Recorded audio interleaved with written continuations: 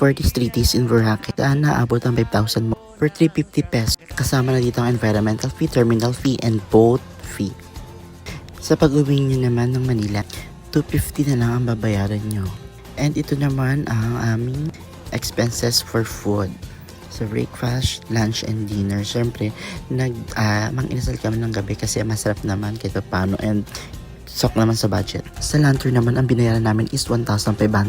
And hinati namin siya sa 7. And tig 257 kami. And tignan nyo na lang sa list yung mga pinuntahan namin. And ang ginawa namin sa dito is nag-party boat kami. Yes, 1,000 per person yan. And lahat na po is kasama na sa babayaran. Kasama na sa package namin ang crystal kayak, snorkeling, picture, drinks, snacks, speedboat.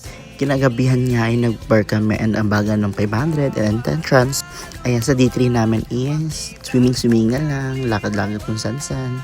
And syempre, yung last is maghanap kayo ng pasalubong and uwian na.